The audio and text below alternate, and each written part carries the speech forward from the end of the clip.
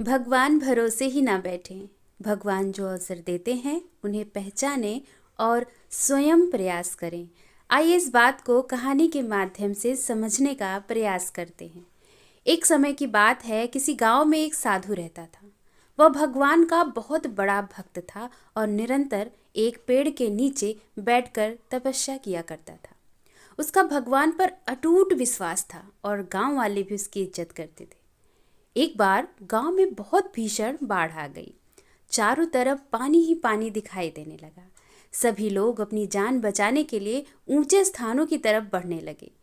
जब लोगों ने देखा कि साधु महाराज अभी भी पेड़ के नीचे भगवान का नाम जप रहे हैं, तो उन्हें यह जगह छोड़ने की सलाह दी। पर साधु ने कहा, तुम लोग अपनी जान बचाओ, मुझे तो मेरा भगवान बचाएगा। धीरे धीरे पानी का स्तर बढ़ता गया और पानी साधु के कमर तक आ पहुंचा। इतने में वहां से एक नाव गुजरी।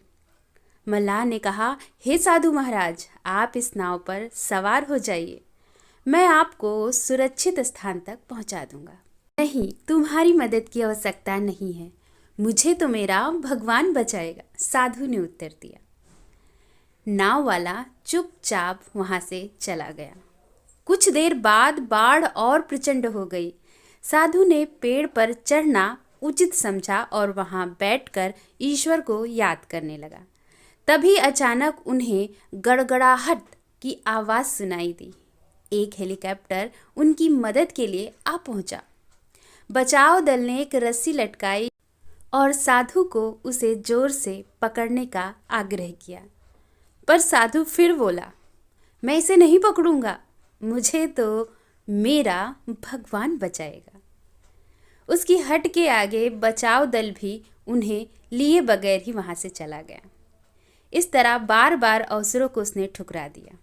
कुछ ही देर में पेड़ बाढ़ की धारा में बह गया और साधु की मृत्यु हो गई।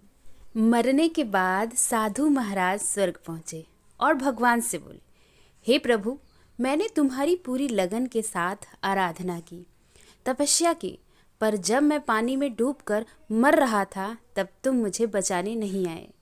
ऐसा क्यों प्रभु?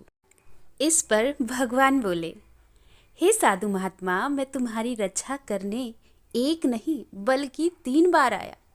पहला ग्रामीण के रूप में, दूसरा नाव वाले के रूप में और तीसरा हेलीकॉप्टर बचाव दल के रूप में, किंतु तुम मेरे इन अवसरों को पहचान नहीं पाए।